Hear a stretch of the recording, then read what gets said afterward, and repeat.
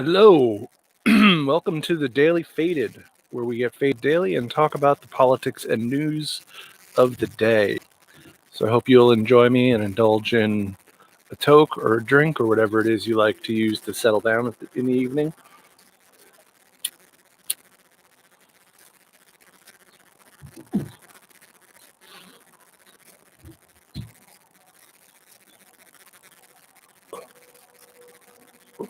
Ooh.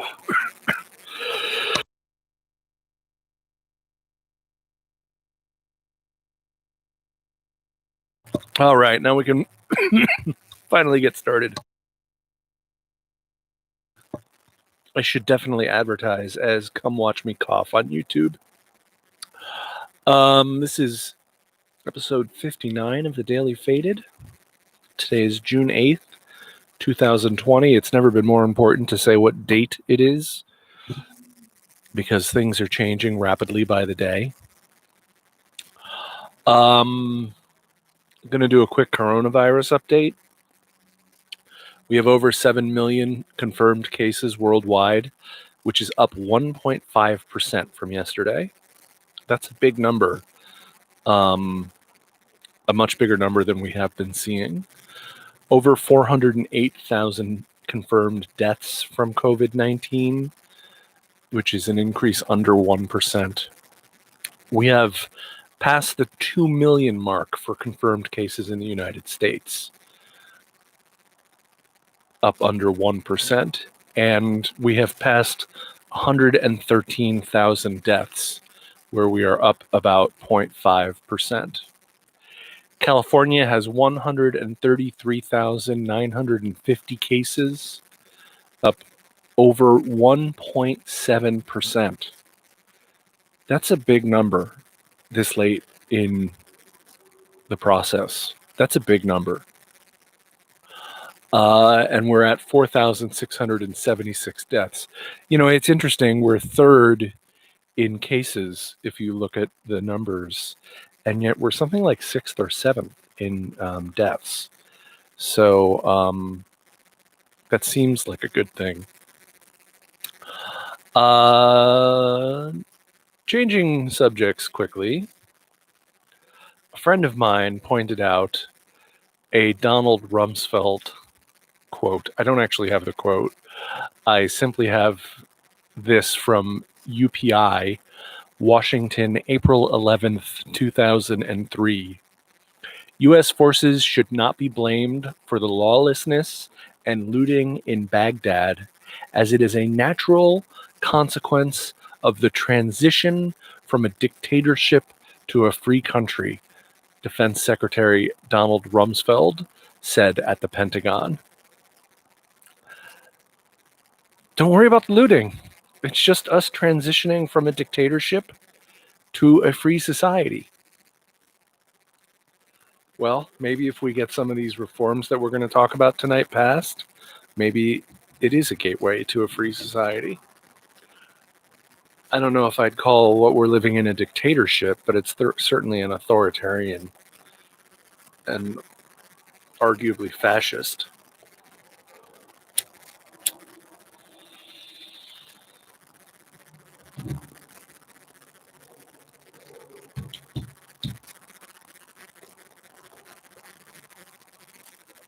All right. Moving on.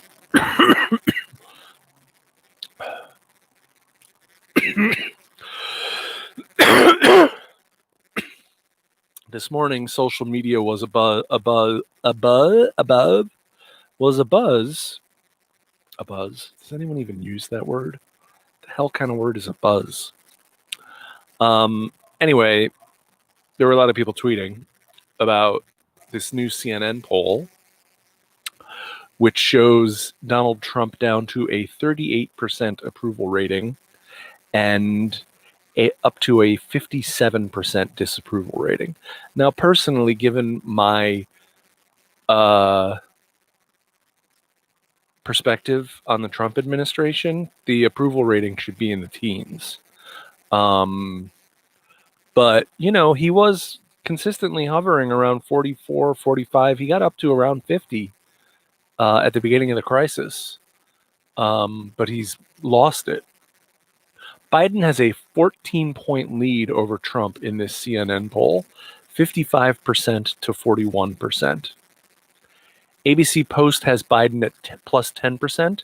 Monmouth has Biden at plus 11%.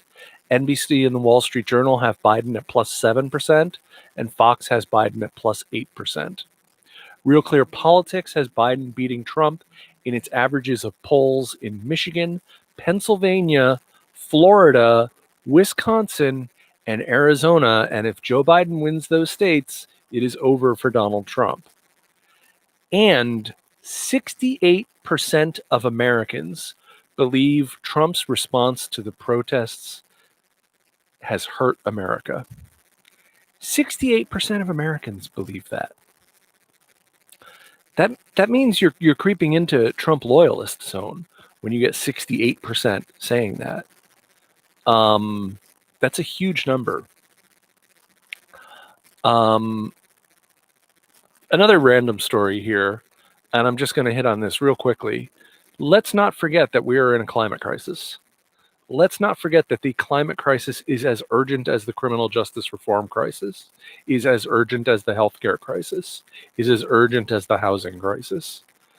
We have all of these crises that are absolutely urgent. And global warming, climate change is one of them. So a few days ago, when the 2020 hurricane season was only 2 days old, it was already an active one. Cristobal, which I'm sure you've heard about by now, was the third named storm of the season. It's the earliest a third named storm has ever formed. Maybe we're in for one hell of a hurricane season. I don't want that to happen because I don't want people to lose life and property. But that would not be good for Donald Trump if we had a really bad hurricane season. That would not be a good thing for him. But again, I don't root for things based on politics. I root for things based on people, so I don't want to have a terrible hurricane season. But climate change is making them worse. The 2020 uprising continues throughout the nation and the world. There hasn't been looting or fires over the last 4 or 5 days. Many cities have dropped their curfews, including Los Angeles and New York City. Protest crowds continue to be large. We have often between 3 and 4 protests a day in Los Angeles. Probably a lot more if you count every street corner with a few protesters on it. I was driving by the corner of Hazeltine and Ventura in Sherman Oaks yesterday, and when I was going to the grocery store, and there were 100 to 150 people at that intersection on all 4 corners, and they were getting a lot of car horn honks. I'm having trouble speaking tonight. Car horn honks. You try and say that. Car horn honks. Car horn honks. Car horn honks. It's not easy. Stoned or not.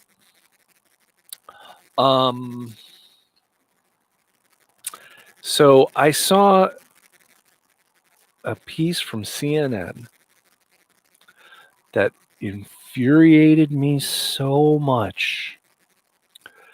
They had an activist a strategist from the Movement for Black Lives, which I follow. I get text messages from. I join into Zoom calls, and I try and keep on top of the Movement for Black Lives. And I've marched in Black Lives Matters protests before 2020. And I feel very strongly about them. I don't know who this person is. I'm going to say Thenjua Makaris from the Movement for Black Lives was describing this moment in time on CNN and how Black people are crying out and how they're done being killed and suffering injustices because they're Black.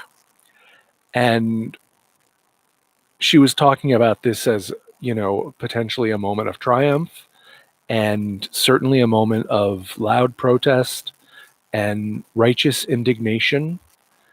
I think that's the key thing, like truly righteous indignation, not like asshole righteous indignation, but like actually a righteous cause. And while she was talking, CNN showed B-roll. And the B-roll they showed was cops arresting nonviolent protesters. That was the B-roll they showed, was all people getting arrested. They didn't show people speaking in front of a massive crowd. They didn't show people's signs and all of that. They did actually later in the segment, but the first thing while she's talking about this important moment in American history, the first thing they do is run B-roll that runs counter to the narrative that she is explicating. They Is that a conscious decision, or is it an unconscious bias, or is it people like to look at cops, so let's show them cops? I don't know, but it's an atrocious thing for them to do because we all know that images are often much more valuable than words. And if someone's half paying attention, okay, I kind of hear what she's saying, social justice and so on and so forth. Oh, look at that. These cops are arresting these protesters. These protesters must be no good if the cops are arresting them. Which brought me, I was, thinking about this, and I was talking to a friend of mine today, and we were talking about the competing narratives that whites and blacks have about the police as children. And like, to me, I grew up with a cop living next door and a cop living across the street, and I knew them both really, really well. And because I cared about them, I'm not going to say anything other than they were cops. They were cops. And every now and then I would hear a story of, a fight breaking out that they had to break up, or they had to restrain some people, or they had to beat up some people because they wouldn't submit. Anytime they told those stories when I was a kid, I was just like, wow, how exciting. And, the people that the cops are beating up, the way I was brought up, what I was brought up to believe, the people who the cops are beating up are bad guys because the cops are good guys. And the cops are always good guys. Most people haven't seen Serpico. Most people didn't watch The Wire. They see these glorifications of cops on Law and Order and NCIS, where they're always righteous and they're always in the right and they're always doing the right thing. Maybe struggling to do the right thing, but they do the right thing in the end. So cops are the good guys, and the people that are in opposition to the cops are the bad guys. Now, I can't speak exactly to what the black experience is, what it's like to grow up in a black household. Obviously, I don't know that experience, but I have had this conversation with a lot of friends, and and I've heard it spoken about a lot. I have no idea what that sound is in the background. And they tell their kids a very different story, particularly their sons. The black parents tell their sons to be wary of cops, if not afraid of them. They tell them to be obedient to cops, to do whatever the cop says, to don't step out of line because you don't know what could happen, because anything could happen. And they see everyone from Tamir Rice to George Floyd, and the cops are not the cops do not make them safer. The cops make life more dangerous for them. Now, if you go back to that first narrative, that child's narrative that I just told you about, of how I looked at cops growing up as a young kid, and even as a teenager, I didn't start to feel rebellious against cops until I was at USC and drinking underage and smoking weed. Then I started to change. Weed is a gateway drug to not trusting cops.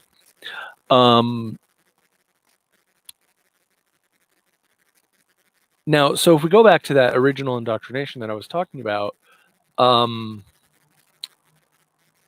again, that's the cops are inherently good and the people in opposition to cops are bad. So the people they're arresting, the people they're shooting, the people they're getting into a fight with are the bad guys.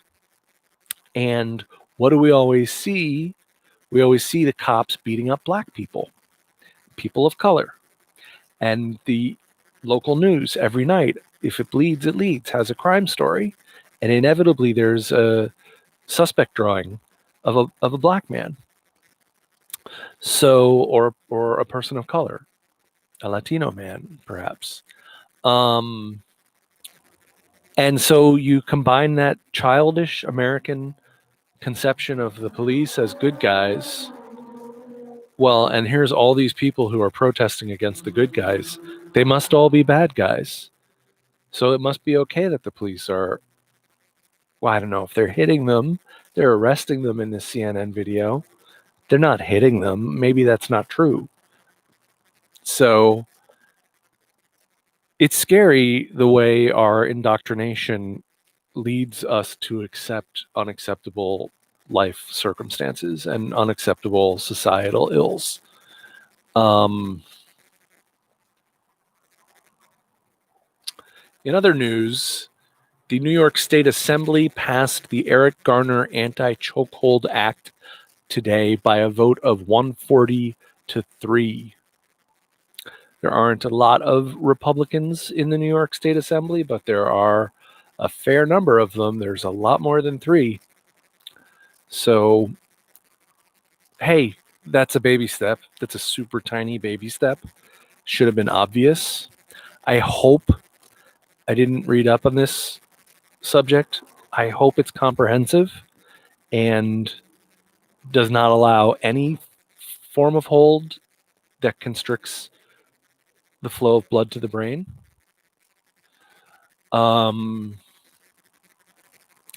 I started following the U.S. Press Freedom Tracker on Twitter, and they tweeted today latest data from May 20. This was started in 2016 during, was it 16? The Ferguson uprising.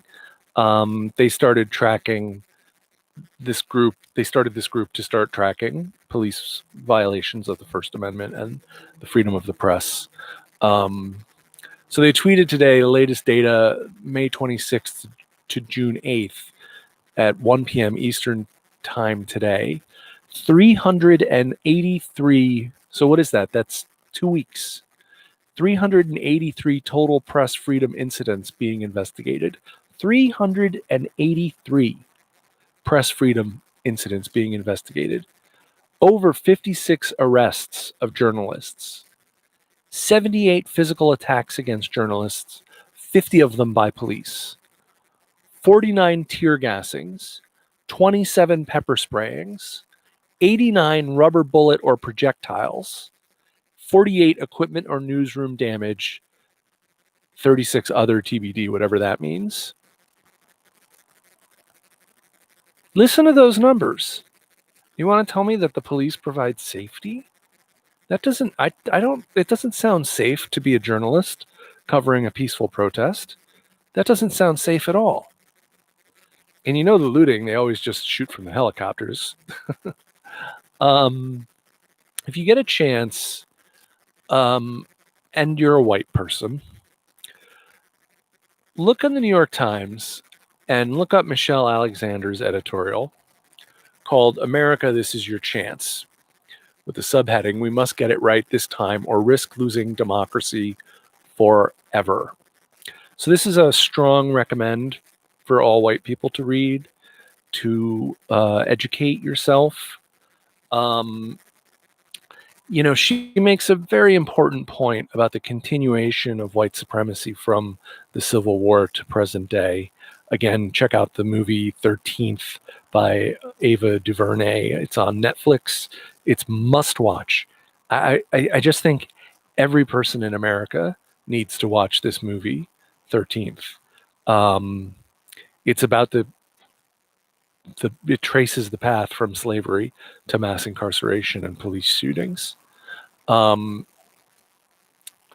But she made an important point in the editorial about if we had done a true reconciliation after the Civil War and after freeing the slaves, if we had genuinely made reparations to slaves instead of making reparations to slaveholders. That's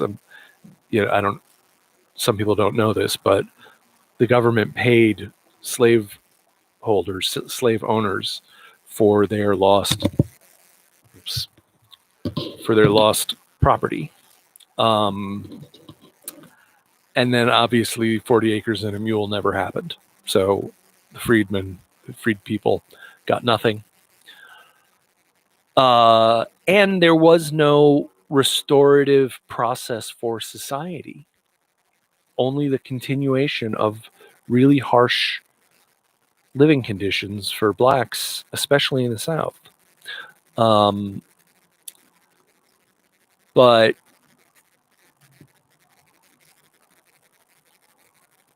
she also talked a lot about the cultural touchstones that are available: books, movies, documentaries. Watch anything by Ava DuVernay. And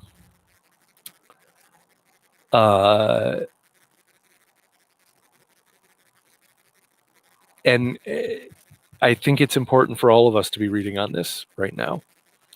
I'm reading a lot online on it right now. I'm reading Hate Inc. by Matt Taibbi as my book at the moment. Takes me a while to finish a book because I'm a stoner. This was from the Daily Beast. I'm not even going to get to my big stories today.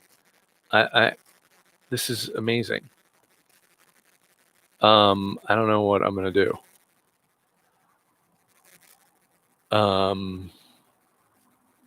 Daily Beast. At least some of the highly alarming unidentified federal police auxiliaries deployed within D.C. will stand down, according to representatives from the DHS. There's no known timetable for when Border Patrol agents and ICE officers will leave. What about the DEA, who has been observing protesters? Was the DEA in Washington, D.C. like they were in other cities? Has the DEA stood down? I would like to know. Was the Secret Service active in the activity that happened in D.C.? We don't know, because they wore no badges. They wore no insignia. They gave us no information. And when asked who they worked for, they said the federal government or the Treasury Department. Those are the two things that I heard. So last Monday night, that was a bad night for Donald Trump, and that was a bad night for America. It was a bad night to tear gas peaceful protesters in front of the goddamn White House.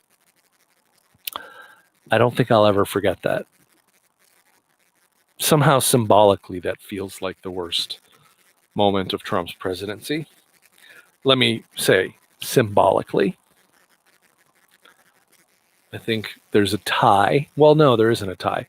COVID-19 has been the worst mistake of Donald Trump's presidency. What he did to children at the border, what he did with Puerto Rico, with her after Hurricane Maria.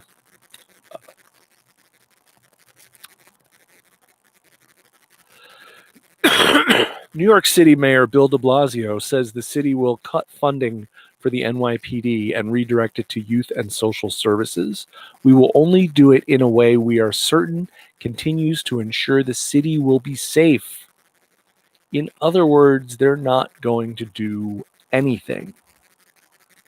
Anyone who makes the safety argument against radical restructuring of police departments is lying to you. They're lying to you.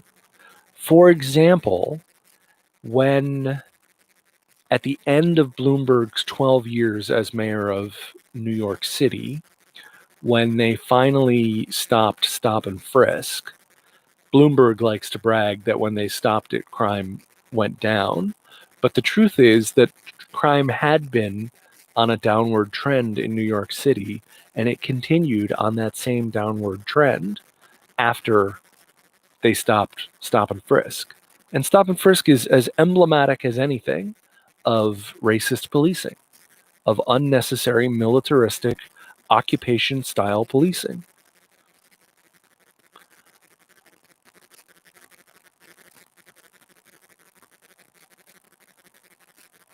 There's no evidence that heavily militarized policing creates safety.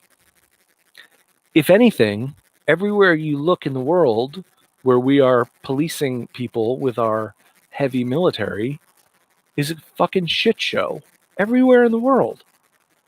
There are locals setting IEDs. There are innocent people dying all over the world. Our militarism and our imperialism are being revisited on us. The sins from abroad are being borne out by the citizens at home. Ludwig! Jackson! Jackson! Hold on.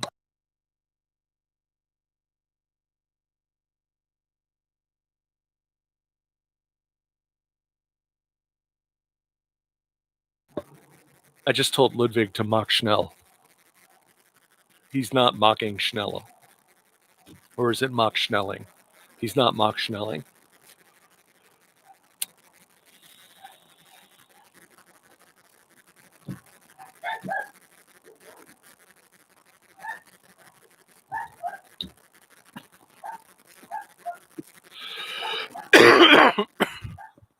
I need some Cypress Hill playing in the background. Or some Snoop Dogg. Or some Crosby, Stills, and Nash. I don't know. Yeah, so I don't know. De Blasio's a wimp when it comes to the police. So I have no expectations of anything big happening in New York. This has nothing to do with all of the other stuff, but I wanted to tell you about it anyway.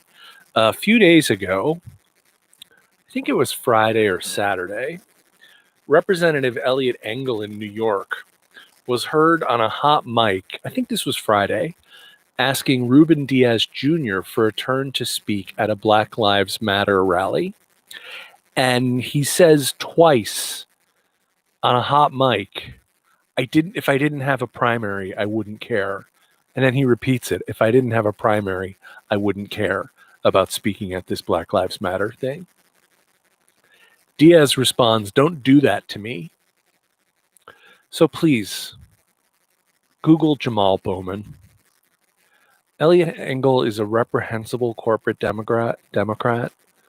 Just Google Jamal Bowman and send him $5 if you can.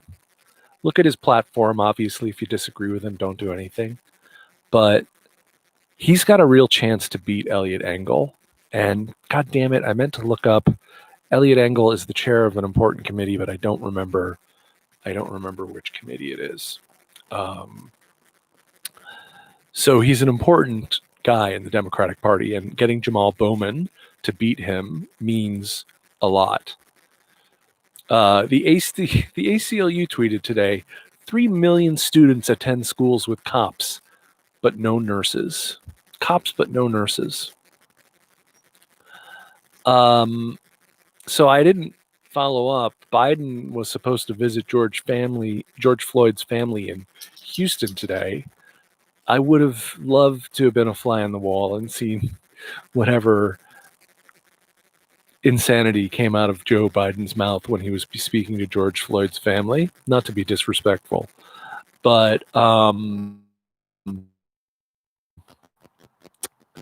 that said, Joe Biden is okay when he's talking about loss and grief because it's a subject he knows a lot about and he is very sympathetic / empathetic over it. And so he's good about that. However,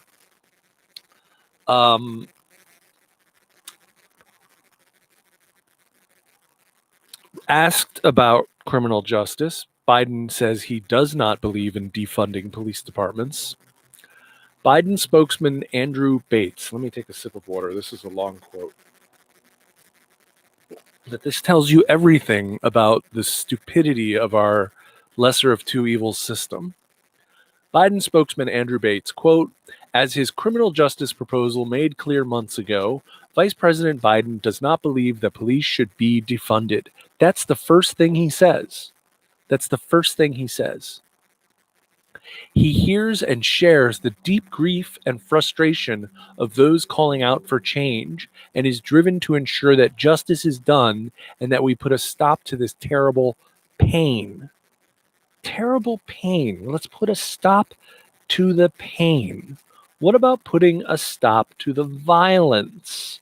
Putting a stop to the killing of unarmed black men? You are 2.5 times more likely to be killed by the police if you are black than if you are white. 7 times more likely in Minnesota, in Minneapolis. Let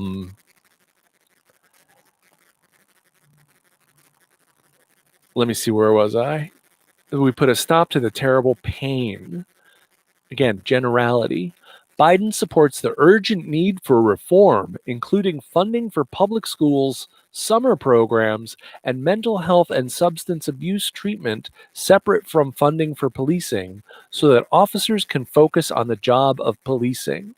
This means funding community policing programs, which usually means more fucking cops on the street, that improve relationships between officers and residents and provides the training that is needed to avert tragic, unjustifiable deaths. Well, what the fuck is he talking about? The training that's needed to stop unjustifiable deaths?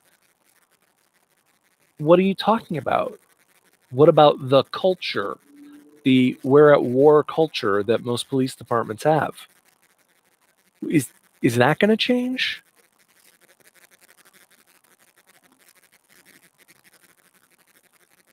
This funding would also go towards diversifying police departments so that they resemble the communities in which they serve. We also need additional funding for body-worn cameras. There are many police departments across the country who are seeking to realize these kinds of changes, but haven't had the resources to, and the Trump administration has in fact made obtaining those resources more difficult. This is at the core of Joe Biden's plan to bring transformative change to our criminal justice system. Except that's not transformative change. You can't call that transformative. It is painting with a very, very thin brush. Biden simply believes that there should be massive militarized police forces. He believes in it. He's been behind it all this time.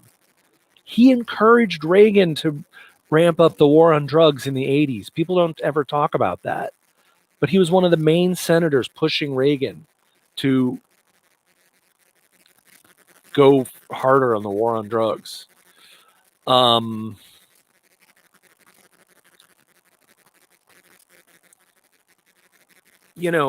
Look, I think the important thing, I don't know where you stand on this, but I think it's important that you talk to people about it. And I think it's important that you educate yourself, that all of us educate ourselves. I was trying to do that a little bit last week. Some of it was a little random, but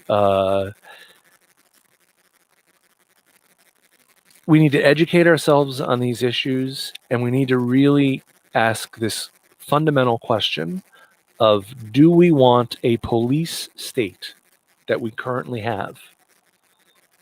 It's not a police state for you if you're white. You're fine if you're white.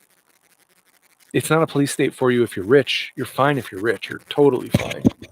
Sorry, fly. and start to get eaten up by bugs. But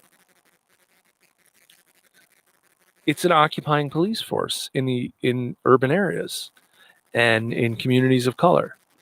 And do we want that to be the way we ensure public safety? Or is there another way to imagine public safety? There have to be men with guns because there's as many guns in America as there are people in America, if not more. So there do have to be men with guns. But we don't call them cops. We don't call them police. We call them public safety officers. And their number one job is to provide for the public safety. That includes people they're arresting. They are responsible for the people they're arresting. They're responsible to not injure those people if they can avoid it. But then you have an entire public safety infrastructure, and it includes access to addiction and substance counseling. It includes access to mental health care. Ideally, it's Medicare for all is a part of solving the problem because we finally get communities of color. We can finally start building towards equitable healthcare in this country. And as part of your public safety umbrella, you also maybe you bring Parks and Rec into it, youth community centers, all sorts of things like that. And when you get pulled over for speeding, you get pulled over by a traffic cop who doesn't have a gun. That's my personal opinion. I don't think traffic cops should have guns. Now I know they're all afraid of getting shot by someone they pull over. How much does that actually happen? I'd like to know. Now, if you're going to tell me that that happens all the time, that's a huge problem, people who get pulled over for speeding or whatever pull a gun and shoot the cop, like that fucking idiot thought Philando Castile was going to do when he said he was going to do the exact opposite.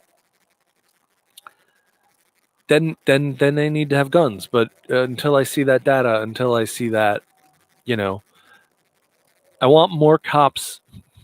I want more public safety officials without guns doing things that don't require a gun. And if there's danger involved, if it's a suicide call and the person has a gun and is a danger to himself or other people, maybe there's a public safety officer with a gun assisting the mental health professionals who arrive on the scene.